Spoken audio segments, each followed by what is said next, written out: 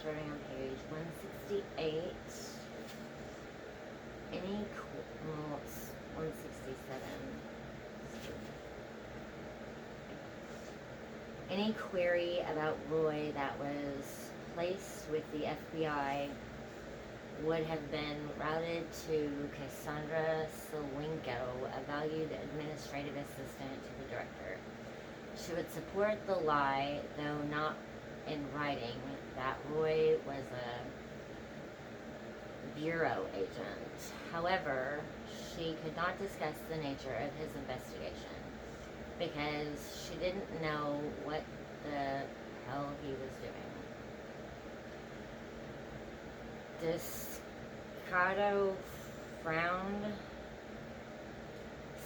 Security matter, that's pretty vague. If Roy got into deep trouble, the kind to inspire congressional investigations and newspaper headlines, Cassandra Salinko would deny that she'd ever verified his claim to be with the FBI. If she was disbelieved and subpoenaed to testify about what little she knew of Roy and his nameless agency, there was a stunningly high statistical probability that she would suffer a deadly cerebral embolism, or a massive cardiac infarction, or a high-speed head-on collision with a bridge abutment. She was aware of the consequences of cooperation. Sorry, Captain Descato, but I can't be more specific. Roy would experience consequences similar to Miss Salinko's if he himself screwed up. Public service could sometimes be a brutally stressful career, which was one reason why comfortable offices, a generous package of fringe benefits, and virtually unlimited perks were, in Roy's estimation, entirely justified. Descato didn't like being frozen out. Trading his frown for a smile, speaking with soft island ease, he said, "It's difficult to lend assistance without knowing the whole picture." It would be easy to succumb to Descato's charm, to mistake his deliberate yet fluid movements for the sloth of a tropical soul, and to be deceived by his musical voice into believing that he was a frivolous man. Roy saw the truth, however, in the captain's eyes, which were huge, as black and liquid as ink, as directed and penetrating as those in a Rembrandt portrait. His eyes revealed an intelligence, patience, and relentless curiosity that defined the king of man who posed the greatest threat to someone in Roy's line of work. Returning, Descato's smile, with an even sweeter smile of his own, convinced that his younger, slimer Santa Claus look was a match for Caribbean charm. Roy said, "Actually, I don't need help. Not in the sense of services and support, just a little information." "Be pleased to provide it if I can," said the captain. The wattage of their two smiles had temporarily rectified the problem of inadequate lighting in the small office. "Before you were promoted to central administration," Roy said, "I believe you were a division captain." "Yes, I commanded the West Los Angeles division." "Do you remember a young officer who served under you for a little more than a year? Spencer Grant?" Descato's eyes widened slightly. "Yes, of course, I remember Spence. I remember him well." "Was he a good cop?" "The best," Descato said without hesitation. "Police Academy, criminology degree, Army Special Services. He had substance. A very competent man then." Competence is hardly an adequate word in Spence's case. "And intelligent?" "Extremely so. The two carjackers he killed, was that a righteous shooting?" "The two carjackers he killed, was that a righteous shooting?" Hell yes, as righteous as they get. One perp was wanted for murder, and then were 3 felony warrants out on the second loser. Both were carrying shot at him. Spence had no choice. The review board cleared him as quick as God let St. Peter into heaven. Roy said, yet he didn't go back out on the street. He didn't want to carry a gun anymore. He'd been a U.S. Army Ranger. Descato nodded. He was in action a few times in Central America and the Middle East. He'd had to kill before, and finally he was forced to admit to himself he couldn't make a career of the service because of how killing made him feel. No, more because he wasn't always convinced that the killing was justified, no matter what the politicians said. But I'm guessing, I don't know for sure what his thinking was. A man has trouble using a gun against another human.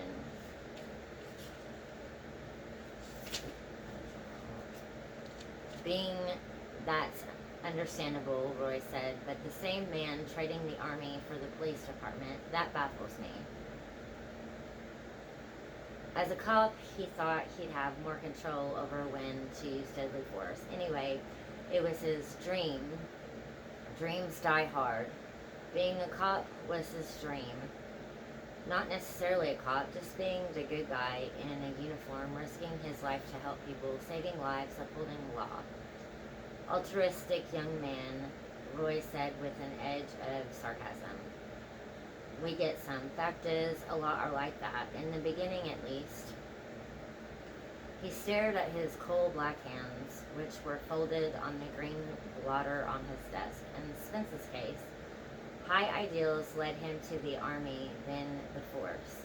But there was something more than that. Somehow, by helping people in all the ways a cop could help, Spence was trying to understand himself, come to terms with himself. Roy said, so he's psychologically troubled, not in any way that would prevent him from being a good cop. Oh? Then what is it he's trying to understand about himself? I don't know. It goes back, I think. Back? The past. He carries it like a ton of stone on his shoulders. Something to do with the scar? Roy asked. Everything to do with it, I suspect. Descato looked up from his hands. His huge dark eyes were full of compassion. They were exceptional, expressive eyes. Roy might have wanted to possess them if they had belonged to a woman. How was he scarred? How did it happen? Roy asked. All he ever said was he'd been in an accident when he was a boy.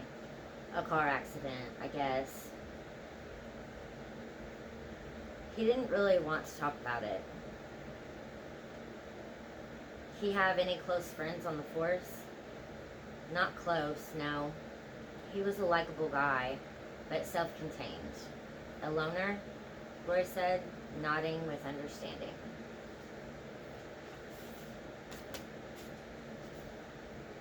No, not the way you mean it. He'll never wind up in a tower with a rifle shooting everyone in sight. People liked him, and he liked people. He just had this reserve. After the shooting, he wanted a desk job. Specifically, he applied for a transfer to the task force on computer crime. No, they came to him. Most people would be surprised, but I'm sure you're aware. We have officers with degrees in law, psychology, and criminology, like Spence. Many get the education not because they want to change careers or move up to administration. They want to stay on the street. They love their work, and they think a little advanced education will help them to do a better job. They're committed, dedicated. They only want to be cops, and they admirable, I'm sure. Though some might see them as hardcore recreationaries, unable to give up the power of being a cop.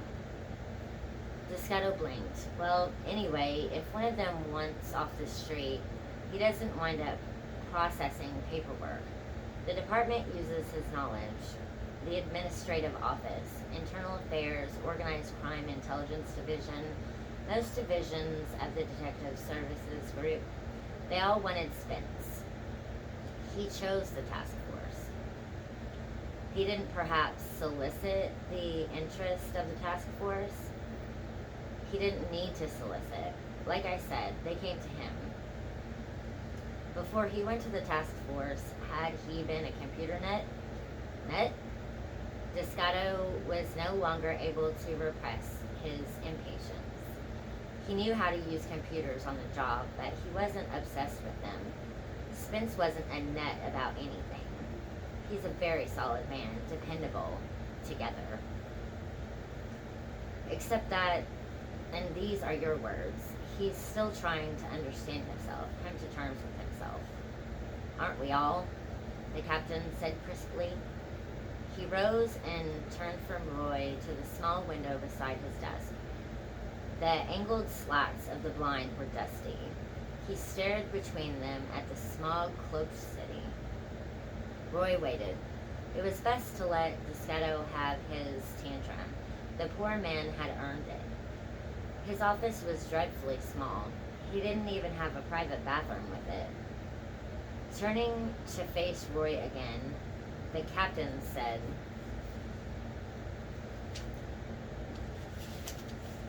I don't know what you think Spence has done, and there's no point in my asking. National security, Roy confirmed smugly.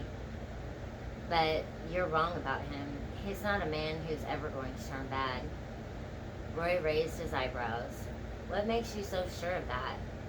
Because he agonizes. Does he? About what? About what's right, what's wrong, about what he does, the decisions he makes, quietly, privately. But he agonizes. Don't we all? Roy said, getting to his feet. No, Descato said, not these days. Most people believe everything's relative, including morality. Roy didn't think Descato was in a handshaking mood, so he just said, well, thank you for your time, Captain. Whatever the crime, Mr. Miro, the kind of man you want to be looking for is one who's absolutely certain of his righteousness. I'll keep that in mind. No one more dangerous than a man who's convinced of his own morality, superiority, Descato said pointedly. How true, Roy replied, opening the door. Someone like Spence, he's not the enemy. In fact, people like that are the only reason the whole damn civilization hasn't fallen down around our ears already. Stepping into the hall, Roy said, have a nice day. Whatever side Spence settles on, said Descato with quiet but unmistakable belligerence, I'd bet my ass it's the right side. Roy closed the office door behind him. By the time he reached the elevators, he decided to have Harris Descato killed. Maybe he would do it himself as soon as he had dealt with Spencer Grant. On the way to his car, he cooled down. On the street once more, with Guinevere's treasure on the car seat beside him, exerting its calming influence, Roy was sufficiently in control again to realize that summary execution wasn't an appropriate response to Descato's insulting insinuations. Greater punishments than death were within his power to bestow.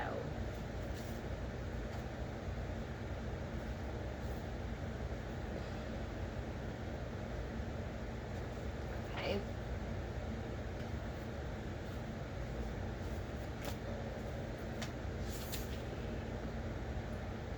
Page 193. Is it this? That's the end of the sentence. It disappeared into the golden spangles of sunlight that gilded the backs of the low waves. He wasn't concerned that his fingerprints might be lifted by laser from the pallid skin of this severed hand. If the fish didn't eat that last bit of Guinevere, the salt water would scrub away evidence of his touch. He tossed the Tupperware container and its lid into the sea as well, although he was stricken with a pang of guilt, even as the two objects arced towards the waves. He was usually sensitive to the environment, and he never littered. He was not concerned about the hand, but it was organic. It would become a part of the ocean, and the ocean would not be changed. Plastic, however, would take more than 300 years to completely disintegrate. And throughout that period, toxic chemicals would leach from it into the suffering sea. He should have dumped the Tupperware in one of the trash cans that stood at intervals along the pier railing. Well, too late. He was human. That was always the problem. For a while, Roy leaned against the railing. He stared into infinity of sky and water, brooding about the human condition. As far as Roy was concerned, the saddest thing in the world was that human beings, for all their ardent striving and desire, could never achieve physical, emotional, or intellectual perfection. The species was doomed to imperfection. It thrashed forever in despair or denial of the fact. And I have that in parentheses, so evidently that stood out to me. Though he had been undeniably attractive, Guinevere had been perfect in only one regard, her hands. Now those were gone too. Even so, she had been one of the fortunate, because the vast majority of people were imperfect in every detail. They would never know the singular confidence and pleasure that must surely arise from the possession of even one flawless feature. Roy was blessed with a repetitive dream, which came to him 2 or 3 nights every month, and from which he always woke in a state of rapture. In the dream, he searched the world over for women like Guinevere, and from each he harvested her perfect feature. From this one, a pair of ears so beautiful that they made his foolish heart pound almost painfully. From that one, the most exquisite ankles that it was within the mind of a man to contemplate. From yet another, the snow-white sculptured teeth of a goddess. He kept these treasures in magic jars, where they did not in the least deteriorate, and when he had collected all the parts of an ideal woman, he assembled them into the lover for whom he had always longed. She was so radiant in her unearthly perfection that he was half blinded when he looked upon her, and her slightest touch was purest ecstasy. Unfortunately, he always woke from the paradise of her arms. In life, he would never know such beauty. Dreams were the only refuge for a man who would settle for nothing less than perfection. Gazing into the sea and sky, a solitary man at the end of a deserted pier, imperfect in every aspect of his own face and form, aching for the unattainable.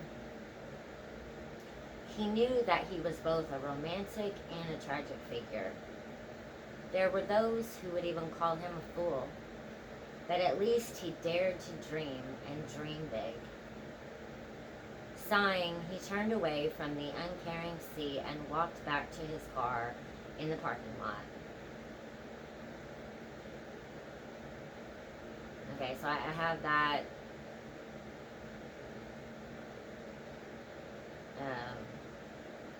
So evidently that stood out to me. Okay, behind the steering wheel, after he switched on the engine, but before he put the car in gear, Roy allowed himself to withdraw the color snapshot from his wallet. He had carried it with him for more than a year, and and he had studied it often. Indeed, it had such power to mesmerize him that he could have spent half the day staring at it in a dreamy contemplation. The photo was of the woman who had most recently called herself Valerie Ann Keene. She was attractive by anyone's standards, perhaps even as attractive as Guinevere. What made her special, however, what filled Roy with reverence for the divine power that had created humankind, was her perfect eyes. They were more arresting and compelling than even the eyes of Captain Harris Descato of the Los Angeles Police Department. Dark yet limpid, enormous yet perfectly proportioned to her face, direct yet enigmatic, they were eyes that had seen what lay at the heart of all meaningful mysteries.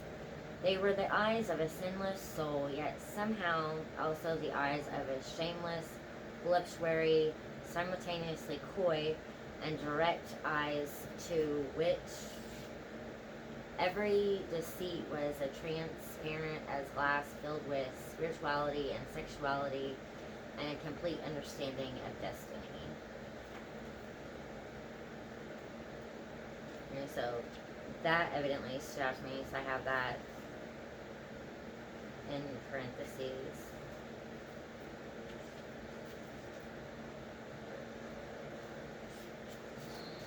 Okay.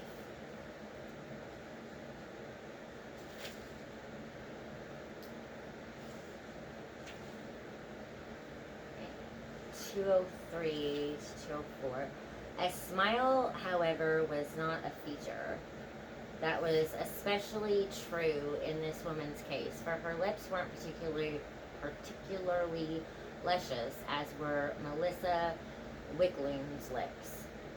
Nothing about the set or width of her mouth, the contours of her philtrum, or the shape of her teeth was even intriguing, let alone electrifying.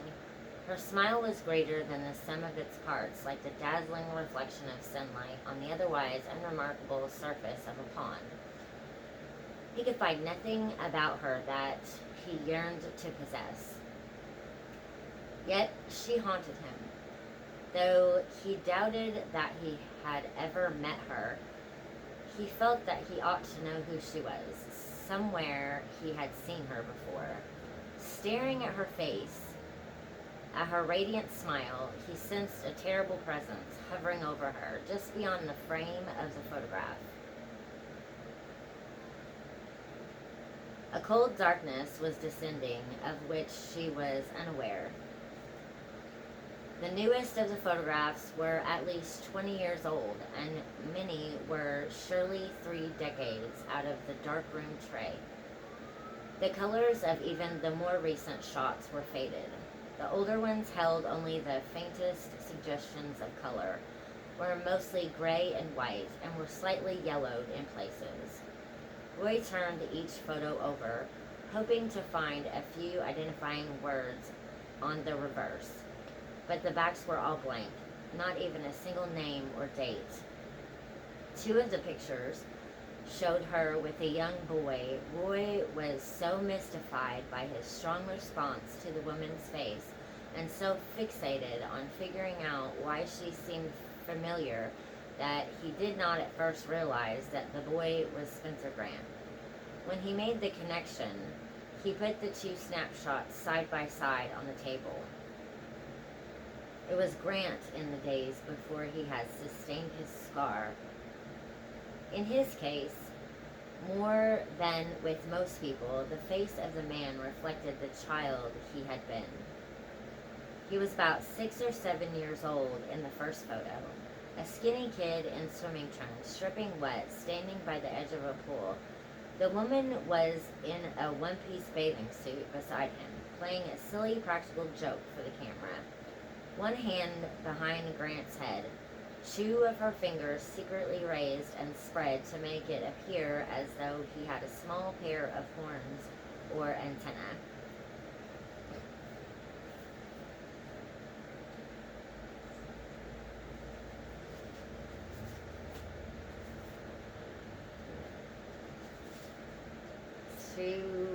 211 to 212. The massive pipe was 200 feet long. Tubes of brilliant blue neon curved up the walls across the ceiling. They blinked in rapid sequence from the entrance to the exit, creating an illusion of a funnel of lightning. Under ordinary circumstances, patrons were conveyed into the park on lumbering trams, but the half-blinding surges of light were more effective at greater speed. Spencer's eyes throbbed, and he could almost believe that he had been catapulted into a distant era. Rocky was doing the head bobbing bit again. Never knew I had a dog, Spencer said, with a need for speed. He fled into the far reaches of the park, where the lights had not been activated like those on the wall and in the tunnel. The deserted and seemingly endless midway rose and fell, narrowed and widened and narrowed again, and repeatedly looped back on itself. Spaceport Vegas featured corkscrew roller coasters, dive bombers, scramblers, whips, and the other usual gut churners, and all tricked up with lavish science fiction facades, gimmicks, and names. Light sled to Ganymede, hyperspace hammer, solar radiation hell, asteroid collision, devolution drop. The park also offered elaborate flight simulator adventures and virtual reality experiences in buildings of futuristic and bizarrely alien architecture. Planet of the Snake Men, Blood Moon, Vortex Blaster, Death World. At Robot Wars, homicidal machines with red eyes guarded the entrance, and the portal to Star Monster looked like a glistening orifice at one end or the other of an extraterrestrial Leviathan's digestive tract. Under the bleak sky, swept by cold wind, with the gray pre-storm light sucking the color out of everything, the future as imagined by the creators of Spaceport Vegas was unremittingly hostile. Curiously, that made it appear more realistic to Spencer, more like a true vision, and less like an amusement park than its designers ever intended. Alien, machine, and human predators were everywhere on the prowl. Cosmic disasters loomed at every turn. The exploding sun, comet strike, time snap, the Big Bang, wasteland. The end of time was on the same avenue of the Midway that offered an adventure called extinction. It was possible to look at the ominous attractions and believe that this grim future, in its mood if not its specifics, was sufficiently terrifying to be one that contemporary society might make for itself. In search of a service exit, Spencer drove recklessly along the winding promenades, weaving among the attractions. He repeatedly glimpsed the Chevy and the Chrysler between the rides and the exotic structures, though never dangerously close.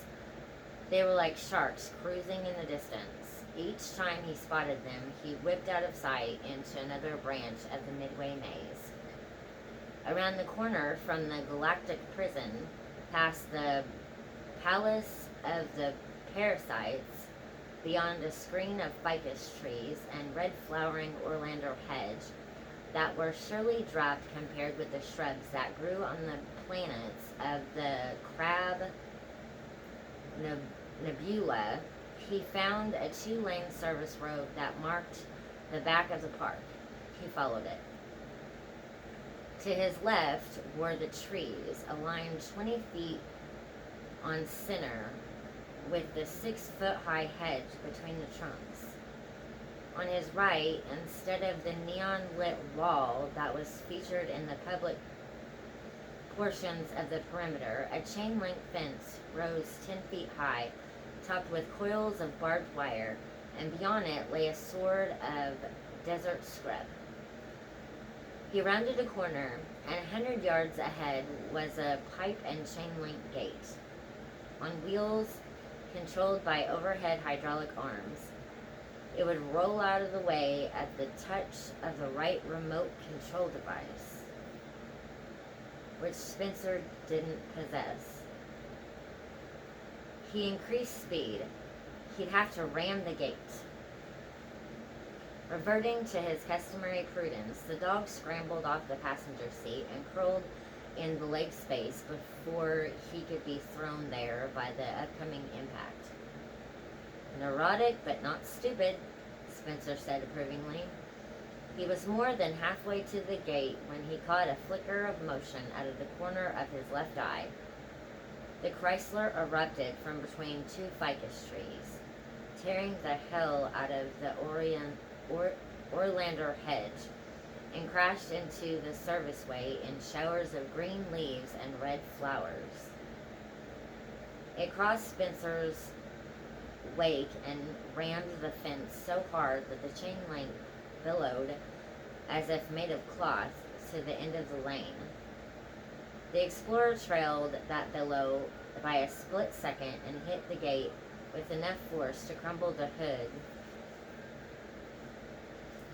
without popping it open, to make Spencer's restraining harness tighten painfully across his chest, to knock the breath out of him, to clack his teeth together, to make his luggage rattle under the restraining net in the cargo area, but not hard enough to take out the gate.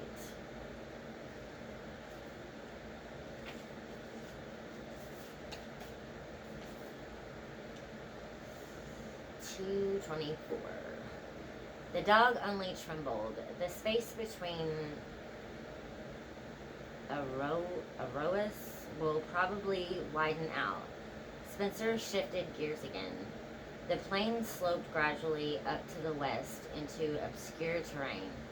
As giant needles of lightning stitched the heavens to the earth, he drove into the restless, narrow pocket of gloom.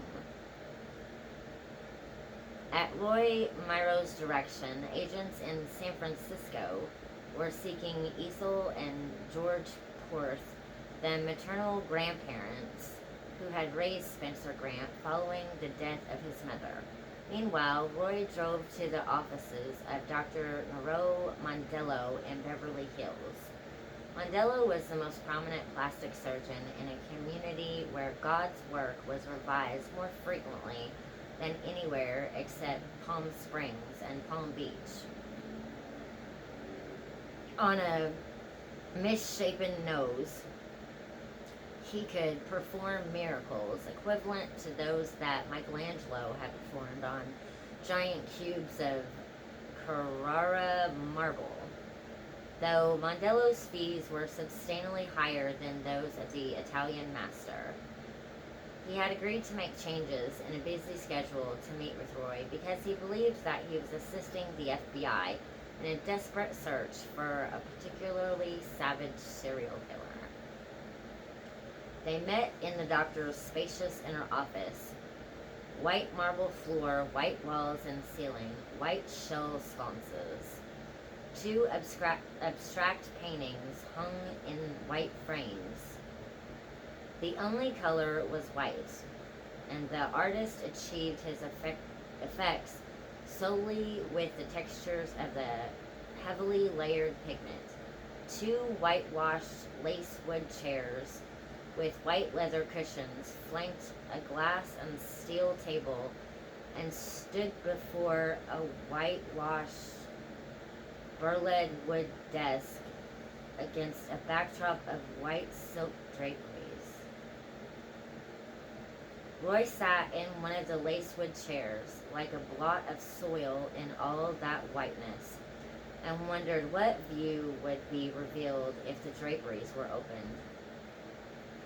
He had the crazy notion that beyond the window, in downtown Beverly Hills lay a landscape swallowed in snow. Other than the photographs of Spencer Grant that Roy had brought with him, the only object on the polished surface of the desk was a single blood-red rose in a Waterford crystal vase. The flower was a testament to the possibility of perfection and drew the visitor's attention to the man who sat beyond it behind the desk. Tall, slender, handsome, 40-ish, Dr. Nero Mondello was the focal point of his bleached domain. With his thick jet black hair combed back from his forehead, warm-toned olive complexion skin, and eyes the precise purple-black of ripe plums, the surgeon had an impact almost as powerful as that of a spirit manifestation. He wore a white lab coat over a white shirt and red silk necktie. Around the face of his gold Rolex, matched diamonds sparkled as though charged with supernatural energy.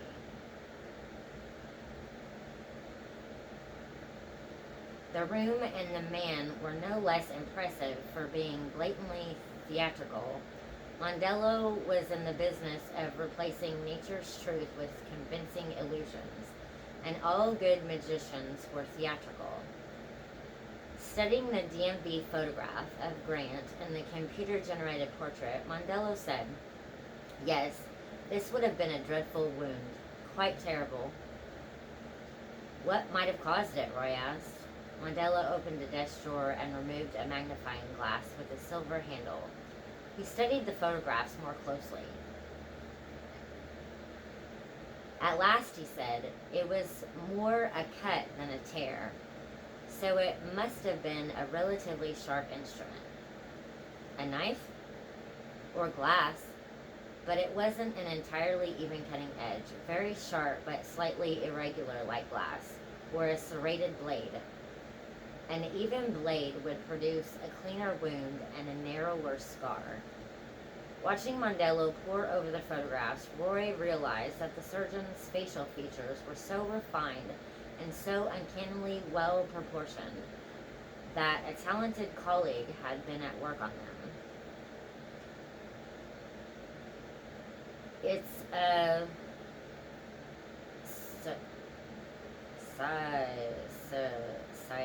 sacral scar. "Excuse me," Roy said. "Connective tissue that